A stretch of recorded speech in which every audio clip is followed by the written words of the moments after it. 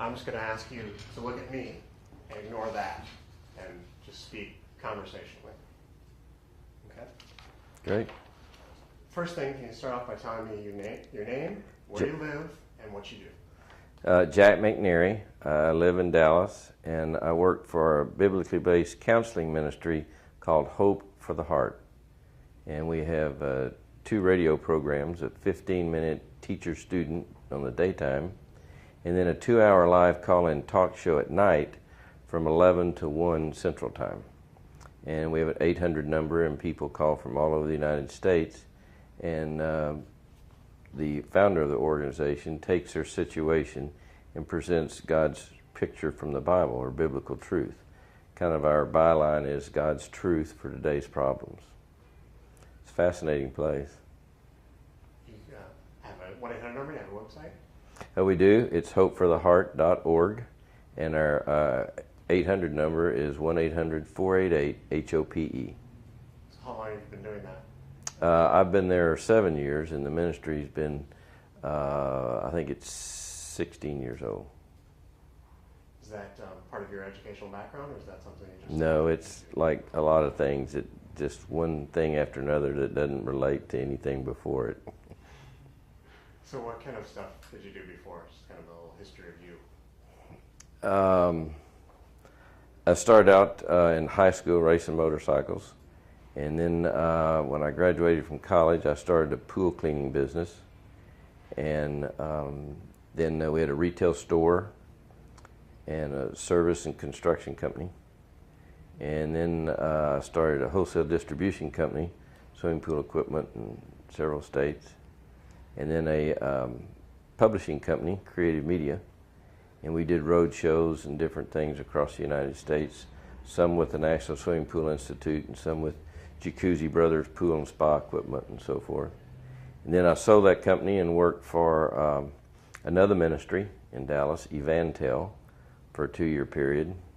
And then I started a catering business, and then I went to work at Hope for the Heart. So you weren't kidding about all around. You know, jack of all trades, master of none. Can you tell me if you have any political affiliation, any strong beliefs? Oh, I'm a Republican, and you know, I pretty much take their stance on just about everything. You know, at least I have in the last few elections. You weren't as much a Republican before that, or did things change? I probably wasn't interested before that. You know, I probably got interested in politics. When I married my wife, I married way over my head. And so that brought a lot of things into focus that needed to be that weren't before. Politics and voting was one of them. And so I would say the last maybe 25, 30 years. We've been married 31. So. I've been alive 31. Yeah. Can you tell me what you thought of President Kennedy at the time he was president? But that was before I married my wife, so I really wasn't too interested in politics. I mean, I thought it was neat that the president was coming to town, but I wasn't really tied up in the Bay of Pigs and just all the stuff that was going on. I was racing motorcycles, and that carried a lot more importance than who was president of the United States, in my mind. So what made you come down here that day? Or what made you come to the route that day? Well, the president was going to be here, and I thought it might be a legitimate excuse to cut school. And so some of us came, we had a motorcycle then, and some of us came down on our motorcycles just to see the parade, but we realized that it was so crowded downtown that, you know, it was going to be a zoo. You wouldn't be able to see him. So we went down the freeway and pulled off at the exit to Market Hall and kind of just parked there, thinking that as he turned off the freeway, you know, we'd get to see him and wave at him and so forth. And can you tell me what you remember of that day, what happened? When we got down there, they came by, but they were going real fast, and they had these guys on the back of the car with guns and everything, and I thought, well, you know, that's kind of a unfriendly way. All these people came out to see the president. They zoomed by and you don't get to wave or anything. And then this guy came up and ran up behind me and jumped on my motorcycle, and he startled me, and he had a card that said he was with the paper, and he said, "The president's been shot, take me to the hospital." And I said, "What?" He said, "Quick, the president's been shot, take me to Parkland." So we were there by the railroad tracks, and just going down the railroad tracks was a kind of an easy way to get there. Not easy, but it was quick and direct. And so we came up at that time. Parkland wasn't anything like it is now. And we just came up the back side on the motorcycle up through the grass into the parking lot. And as we got there, they had him on a stretcher, a gurney, and were taking him into the hospital. And of course the reporter and the people that were there weren't very many people there. I would say other than the hospital staff, there may be 1 or 2 people. And then when they took him in on the gurney, well, everybody went in, and it was just me standing out there by the car. And so it was pretty messy. And it was quite a while before anyone else showed up, because they had to get through traffic and all that, I guess. And so I was standing around and just kind of looking at it. And the back seat, it was real plush leather, and the back seat had a lot of blood in it, and some flowers were floating in the blood. And I wished I'd had a camera, but I didn't. And then on the right-hand side of the car and the back of the front seat, it looked like overdone scrambled eggs just scattered along the door in the seat. And I'm assuming that was his brains. And so I was just looking around at everything, wishing I had a camera or I could, had something as a souvenir to remember that day. And one of the men came out, and the car was a convertible, it looked like, but it really had a plastic top about 2 inches thick. And those panels were kept in gray felt bags in the trunk. So he came out, and I helped. I don't know if he was Secret Service or whoever, but I helped him take the panels out of the car and out of the bags and place them together, which made just one solid bubble on the car. Then they had a naugahyde cover that came out that snapped in place. And when that was in place, it looked like a hard top with roll-up windows. But actually, it was just one solid bulletproof top with this outline that made it look like it was a hard top with roll-up windows. After we got that done, people started showing up, and they put a line up, and we had to all stand behind that. Did he just ask you to help him put that on? I don't know that he asked or not. I don't think there was much interchange. When he opened the trunk, I was just there and started helping him unzip them, and they were pretty heavy. And so he didn't discourage the help. And I think 2 people were so caught up in what's going on, they were just doing their thing, whatever that might be, and not really talking about it, still in shock. And who was that reporter who had to come up to you? I don't know. I don't know who that was. I was working at the Times-Herald at the time, but I don't think he was from the Herald. He might have been. But in fact, I don't even remember what he looks like, because he jumped on the back, turned his thing around, I glanced at him, and then went to Parkland. I was thinking about getting up the hill without falling down or something. And then the minute we stopped, he got off and ran off. So how long did you hang around there after you helped put the top on the car? Did you do anything else? No. Once they made us stand behind the lines, a friend of mine, an attorney, he had a lot of interest in the Kennedy assassination, and he has some books, and in a couple of them, there's my picture standing right against the line. But once the activity started and people came, they shut down everything, and we had to get quite a ways back. So that was pretty much it. So tell me about your job at the newspaper then. I worked in the complaint department, and I also threw a downtown paper route. That's how you have to race motorcycles, because you can't win enough to do it, so you have to have another job. And the funny thing about that is the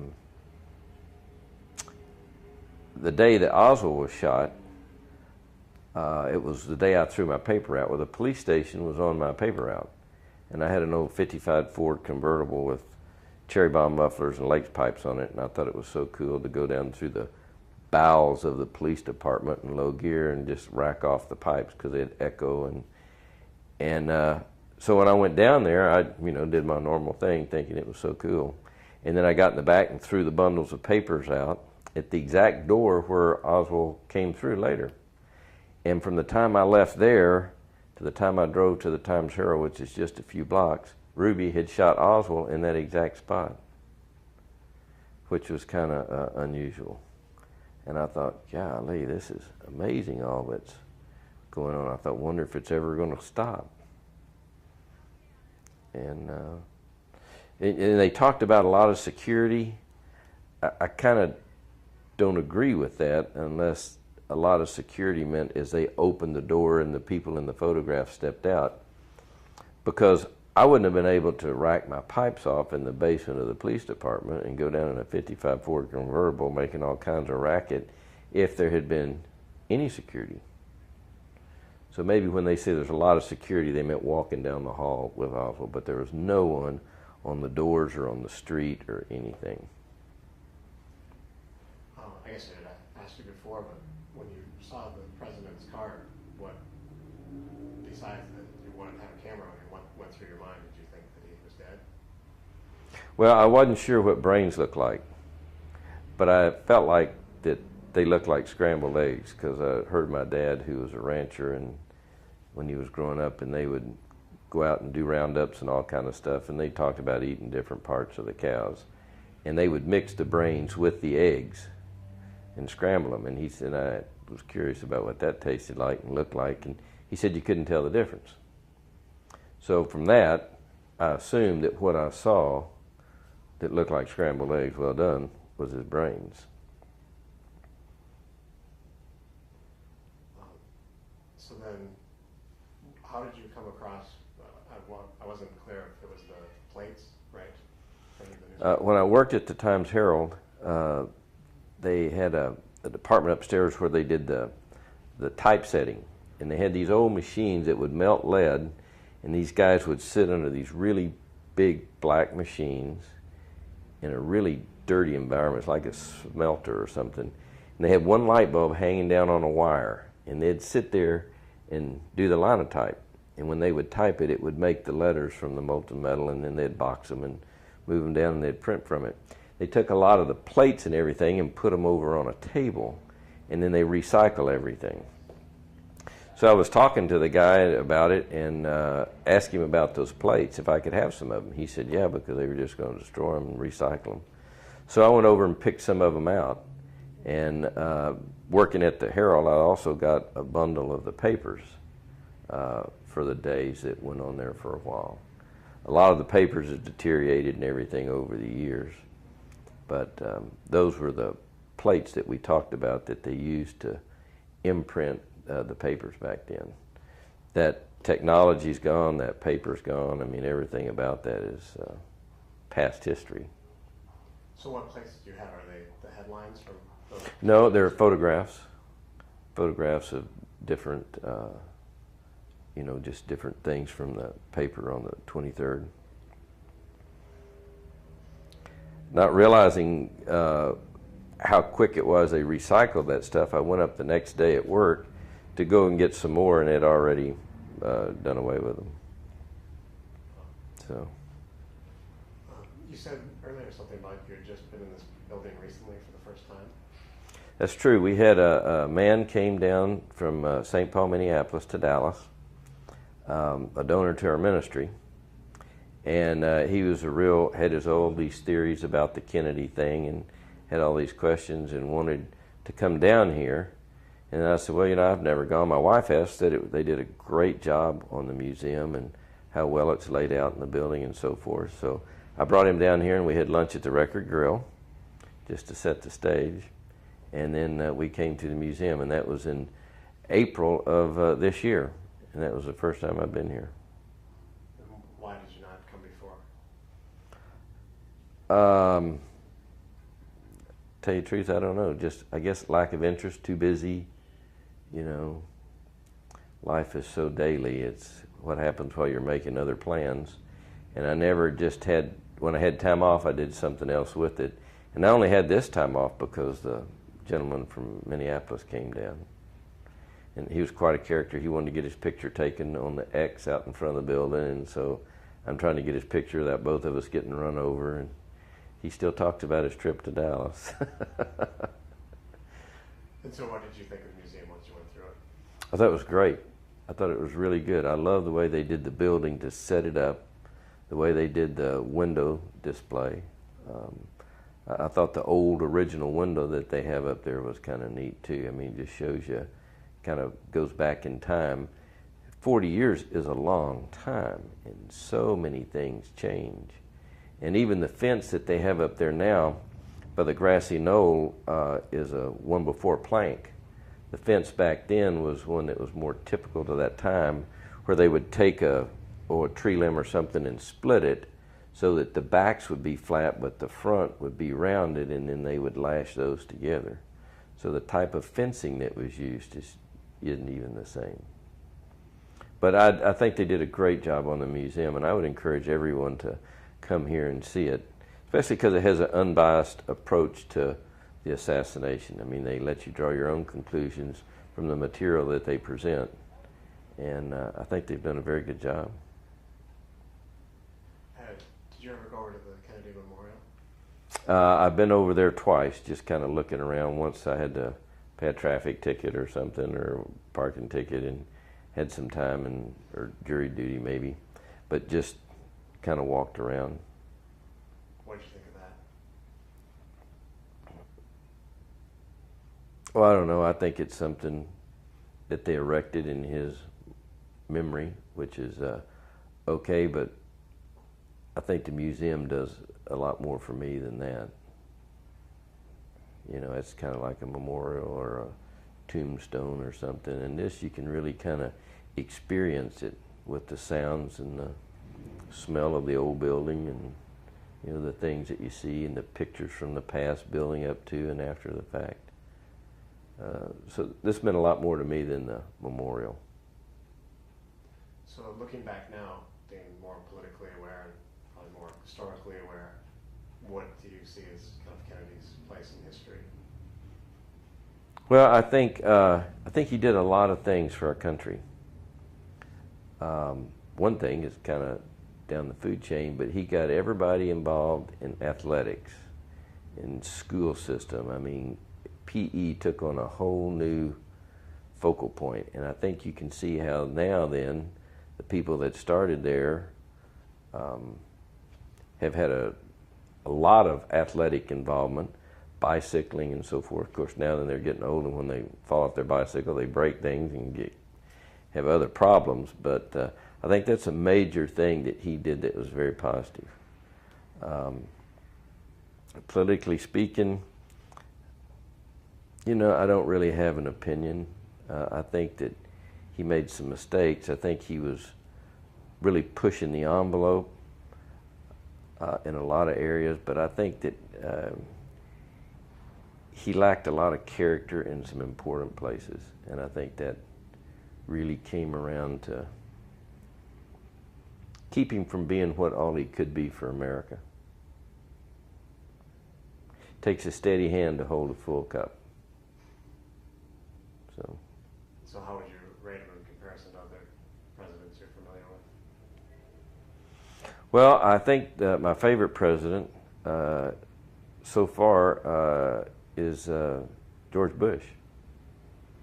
And I like what he stands for. I like that he speaks his mind. I like that, from what I understand in our organization, Hope for the Heart, we go to a lot of national religious Christian broadcasting meetings, and the president spoke at our last one. And I feel that he really is a man of God.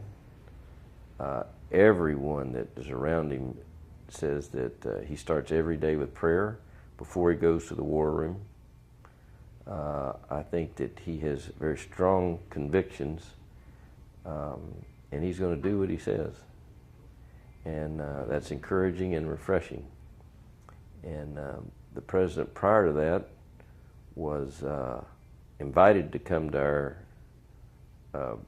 national convention, which every president since Nixon had, and refused. And then other episodes that took place during his presidency, he wasn't asked again. So I'm really behind George W. Bush in what he does. And I think he tries to do the right thing, and I think his character is such that he's not going to fall into the same snares that some of the others have. Any other opinions about, strong opinions about presidents that you remember? No, not really. I like Jimmy Carter and a lot of the things that he did, but he just didn't seem to have, a lot of, he was tenacious, but he just didn't seem to have a big picture of how it went on. You know, there's some people that are actors, and they've never been in a play. But when they walk on the stage, they get it. I think he was good, but I don't think he really got it. And the actors that get it really get it. Peter O'Toole, we were watching a movie for him not too long ago, and he really gets it. And I think that Jimmy was just a little, I don't think he quite got it all. Speaking as a Dallasite, did you ever experience any negative feelings about Dallas? And negative about response to Dallas because of what happened? During the summer when I would race motorcycles, it was all over the United States, so you're in a lot of places, and you got a lot of negative comments, and people, like I was in on it somehow, and they didn't really want to know what I thought or where I was that day or what went on. They just wanted to tell me how bad Texans were and everything for killing the president. And I got hooked up with a Harley-Davidson dealer in Albuquerque, and so I just signed up from Albuquerque after that, so that you just didn't have to listen to it. Because they didn't really want you to discuss it with them. They just wanted you to let them lambaste you and go on about it. Well, if you're from Albuquerque, I mean, so. So what things do you think helped improve Dallas's image over the time? Time changes everything. You go to Elvis's home and all of his suits, his waist about this big. Well, his leg might have been that big towards the end, but it wasn't his waist. So time changes everything. And I don't know that you can do the monument, you can do different things to try to change public image, but I think time's what's really going to do it. Just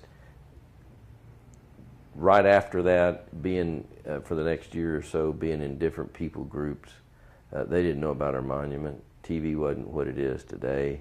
They had an opinion, they gleaned that from an article or somebody, and I don't think you were going to change their mind. I could be wrong. And I only talked to people that came to motorcycle races, so that's kind of limiting the population. So, but that's just kind of where I was at the time. Do you remember at all when Oliver Stone came down to this area to film his JFK? Now, I watched the movie, and I saw on the television some of the things that were going on, but I never came down to see it. What did you think of the movie? I thought it was pretty good. I liked the part about it that took place in New Orleans and all that. I mean, that was just, who was it that painted him? It was painted all gold and all the homosexual stuff. I mean, to me, it was part of his movie, but it just didn't. I mean, it didn't tie into me I thought it was interesting, but as a movie, I'd rather go see a John Wayne movie, really. So can you tell me what you think of the conspiracy talk? Well, there's a lot of different opinions and a lot of different groups involved, and all that I know is what I saw.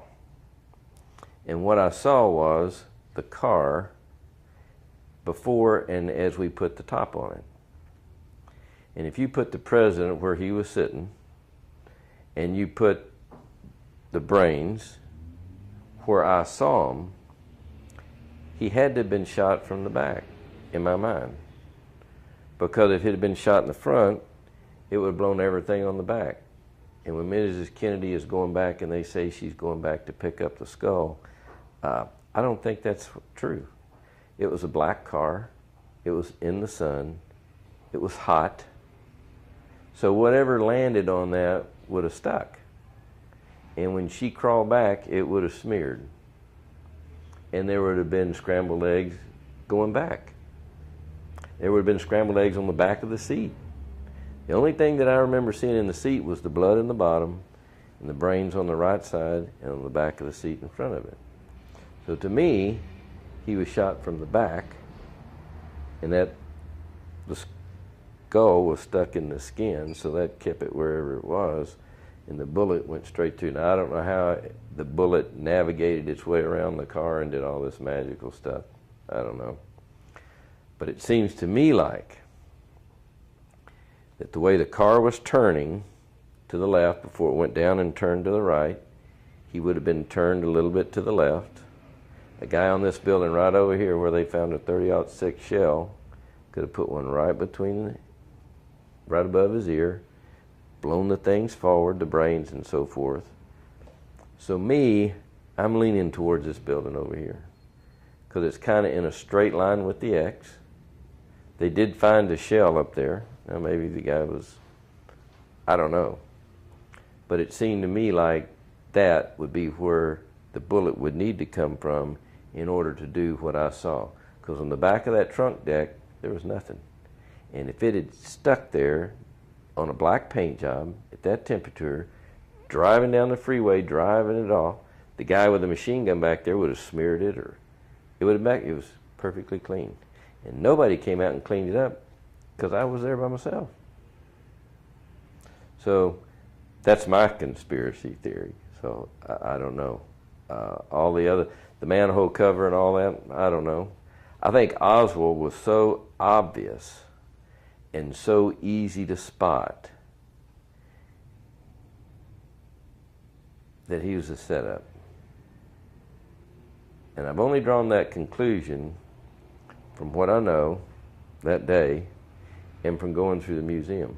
I was taking what I saw and what they listed as a place, because when we were talking, Denny and I, the gentleman from Minneapolis, before we went in, I said, you know, the car coming down here, it's the first time I'd ever even really thought it out. If the car coming back here, it looks like the guy would have to be somewhere else.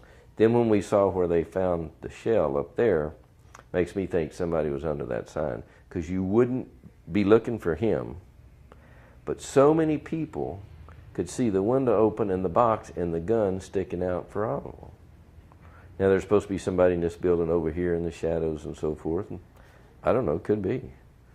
But I think Oswald was set up. I think he would probably be pretty easy to set up. And that's just my take on it. So do you have any feeling about who would then be behind it? Not really. I mean, you know, I think Oliver Stone did a good idea of collecting a lot of information and trying to weave it all into a movie that would sell tickets. And so, you know, you can have different people thinking the mafia and just on and on and on and on. I think it is interesting that the route was changed when it was changed, and everybody was in position. So somebody knew it was going to be changed before they maybe changed the motorcade. I don't know. But I think to have people where they were at that point in time after the change was either really lucky or it was by design.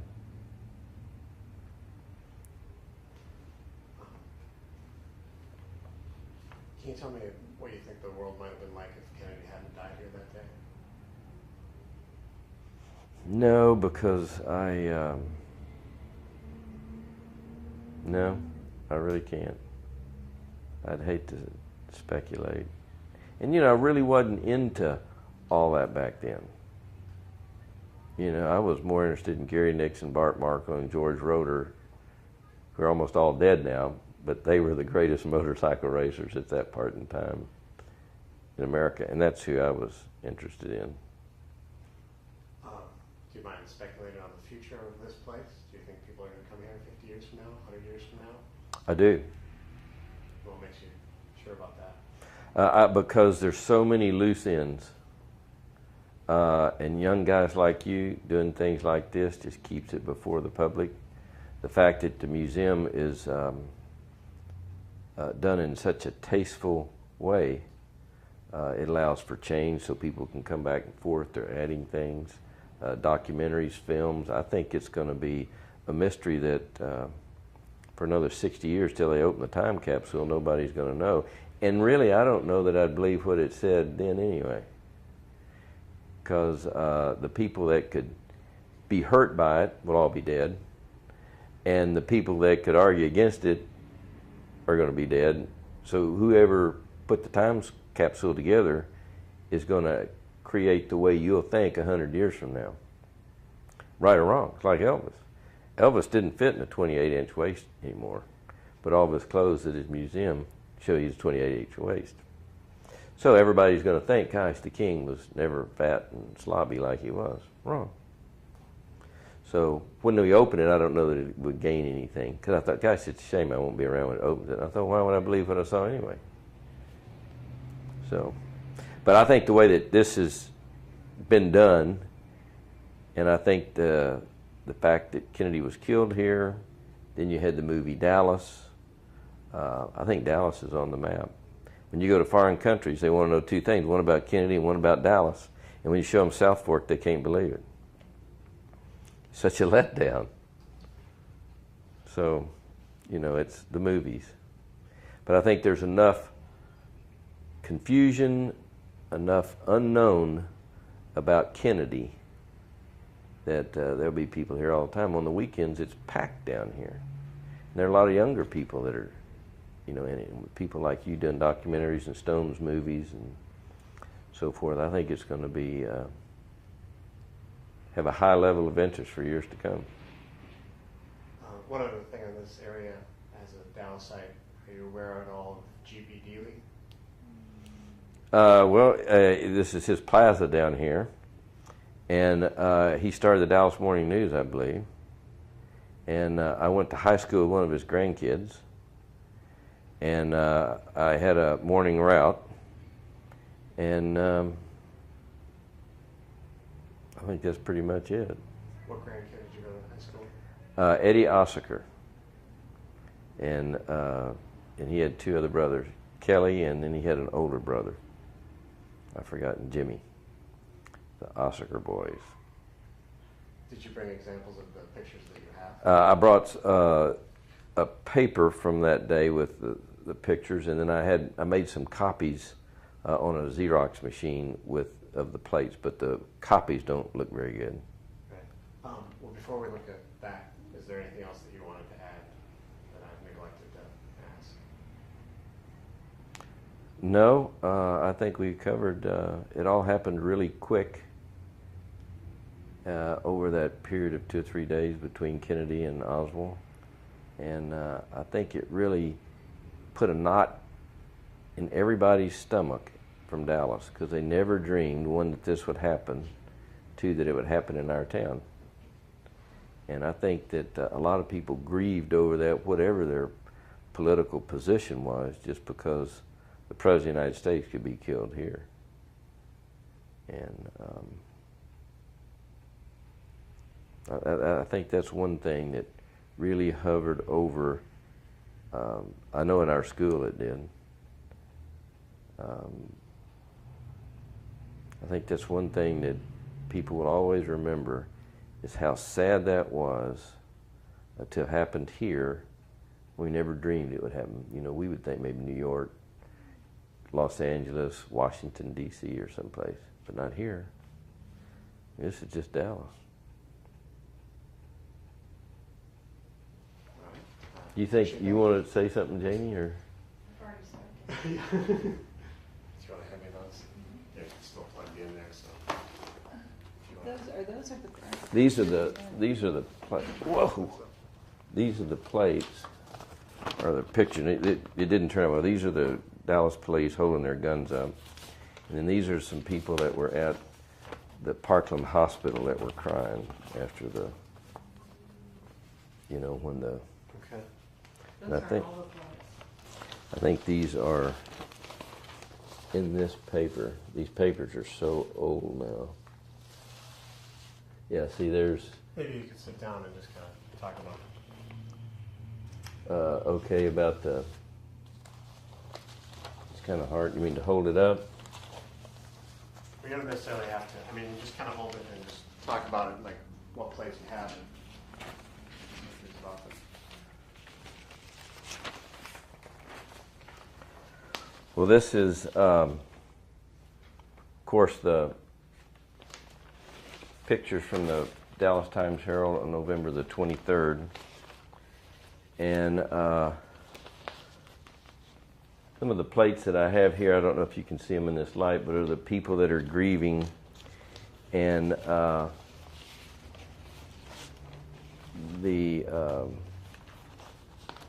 have one of this, the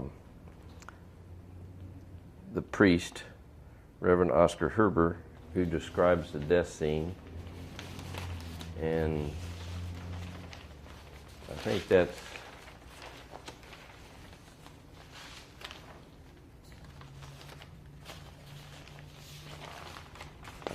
pretty much.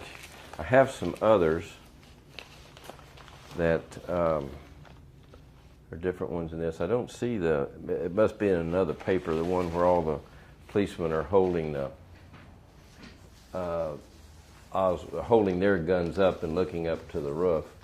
And then this was the picture of Oswald being shot. I don't have that plate, but that was where I dropped off the newspapers at the police station.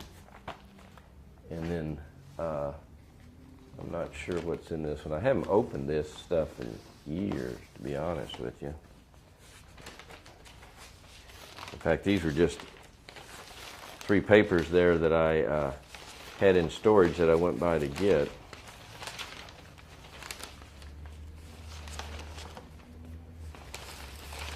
I think this is just briefly looking through here. I don't see any other pictures. And this was on like the 22nd. This was the day of the late edition, so they didn't really have a lot of the stuff out there then. But what we are thinking about doing is getting with the museum and donating them to the museum so that they can put them up on display and use them in that capacity, because that technology's gone. The building, I mean, everything to do with that was gone, so there'll be no more plates. Now, you can make pictures from pictures now with the technology we have, but to reproduce those pictures again, you'd need those plates, which was, I was fortunate to be there to be able to get them. Yeah, if I could ever get any footage of those plates, it would be helpful to intercut them with what you're saying about them. You can see, I'm not sure how you'd go about doing that, because I basically just try to videotape a pan of them that I could mix in there with what you're saying. Okay, we'll see what we can do. I wanted to talk to the gentleman here at the museum, Max, to see if they had someone that could, talk about them or praise them, see if they'd even want them. If somebody wants them, they're priceless. If they don't want them, they're absolutely worthless. So I wanted to, and we were there. I left my number a couple of times, and then I was out of town on conventions and things, so we never hooked up. But well, before we go on to Stephen, is there anything else now that you thought of since we looked at this? Anything else you want to say before I stop this? No, I can't think of anything. You know, when you look at security now, I mean, when you leave your home and you're going to fly to San Antonio, you're constantly reminded of security. Back then, you could drive your hot rod through the basement of the police station and not even get a ticket. So many things have changed in the world, and I think this was one of those pivotal things that started that change, because I think that's the first time, if it was a conspiracy, where a foreign country had had a major impact on our shores. You know, you read about World War II and this and that, but it was never here. This was the first time Oswald, Russia, whatever, I don't know how it all came about, but it had an impact here. And then you went from this to 911. And so I think we were so naive and so wet behind the ears that we never dreamed. Our imagination was such that we couldn't fathom something like this would happen. So what would we need to do to prevent it? And now then, security and terrorism and being attacked in your own home is kind of getting to be a way of life. And to me, this was maybe it's because I just live here, but one of the most significant switches that was flipped about thinking America is in a position to be hit. That's it. Okay. I appreciate it. It's very interesting. Let me get this off of you. Just drop this down the back of your shirt. It's much easier to pull there.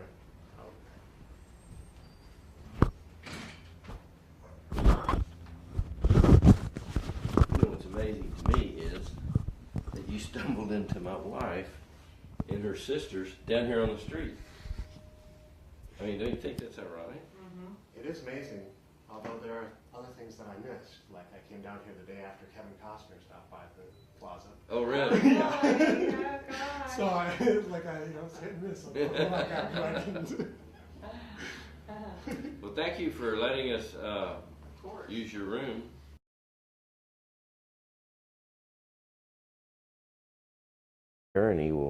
Everybody went in, and it was just me standing out there by the car. And so it was pretty messy. And it was quite a while before anyone else showed up, because they had to get through traffic and all that, I guess. And so I was standing around and just kind of looking at it. And the back seat, it was real plush leather, and the back seat had a lot of blood in it, and some flowers were floating in the blood. And I wished I'd had a camera, but I didn't. And then on the right-hand side of the car and the back of the front seat, it looked like overdone scrambled eggs just scattered along the door in the seat. And I'm assuming that was his brains. And so I was just looking around at everything, wishing I had a camera or I could, had something as a souvenir to remember that day. And one of the men came out, and the car was a convertible, it looked like, but it really had a plastic top about 2 inches thick. And those panels were kept in gray felt bags in the trunk. So he came out, and I helped. I don't know if he was Secret Service or whoever, but I helped him take the panels out of the car and out of the bags and place them together. You weren't as much of a Republican before that, or did things change? I probably wasn't interested before that. I probably got interested in politics. When I married my wife, I married way over my head. And so that brought a lot of things into focus that needed to be that weren't before. Politics and voting was one of them. And so I would say the last maybe 25, 30 years. We've been married 31. So. I've been alive 31. Yeah. Can you tell me what you thought of President Kennedy at the time he was president? But that was before I married my wife, so I really wasn't too interested in politics. I mean, I thought it was neat that the president was coming to town, but I wasn't really tied up in the Bay of Pigs and just all the stuff that was going on. I was racing motorcycles, and that carried a lot more importance than who was president of the United States in my mind. So what made you come down here that day? Or what made you come to the route that day? Well, the president was going to be here, and I thought it might be a legitimate excuse to cut school. And so some of us came, we had a motorcycle then, and some of us came down on our motorcycles just to see the parade, but we realized that it was so crowded downtown that, you know, it was going to be anything before it. So what kind of stuff did you do before? Just kind of a little history of you. I started out in high school racing motorcycles, and then when I graduated from college, I started a pool cleaning business, and then we had a retail store and a service and construction company, and then I started a wholesale distribution company, swimming pool equipment in several states, and then a publishing company, Creative Media, and we did road shows and different things across the United States, some with the National Swimming Pool Institute and some with Jacuzzi Brothers Pool and Spa Equipment and so forth. And then I sold that company and worked for another ministry in Dallas, Evantel, for a 2-year period. And then I started a catering business, and then I went to work at Hope for the Heart. So you weren't kidding about all around. You know, jack of all trades, master of none. Can you tell me if you have any political affiliation, any strong beliefs? Oh, I'm a Republican, and you know, I pretty much take their stance on just about everything. You know, at least I have in the last few elections.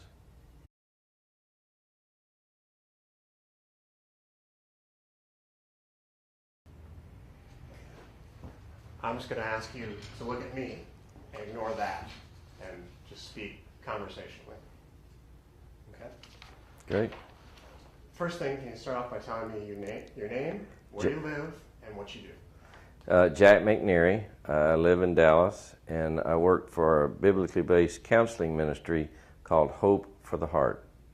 And we have 2 radio programs, a 15-minute teacher-student on the daytime, and then a 2-hour live call-in talk show at night from 11 to 1 Central Time. And we have an 800 number, and people call from all over the United States.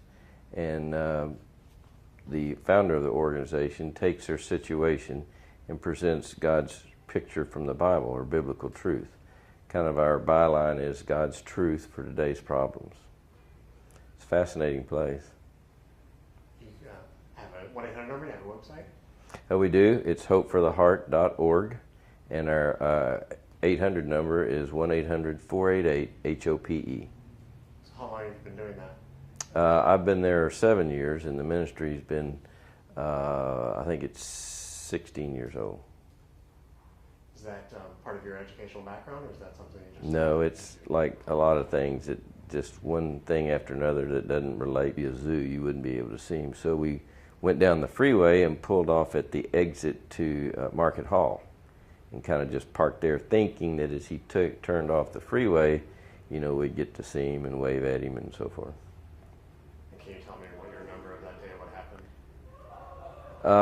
When we got down there, they came by, but they were going real fast, and they had these guys on the back of the car with guns and everything, and I thought, well, you know, that's kind of a unfriendly way. All these people came out to see the president. They zoomed by, and you don't get to wave or anything. And then this guy came up and ran up behind me and jumped on my motorcycle, and he startled me, and he had a card that said he was with the paper, and he said, "The president's been shot, take me to the hospital." And I said, "What?" He said, "Quick, the president's been shot, take me to Parkland."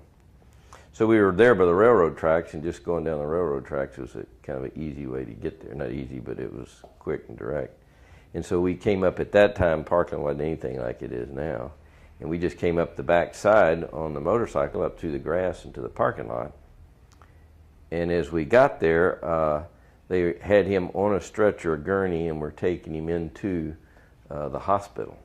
And of course, the reporter and the people that were there weren't very many people there. I would say, other than the hospital staff, there may be 1 or 2 people. And then when they took him in on the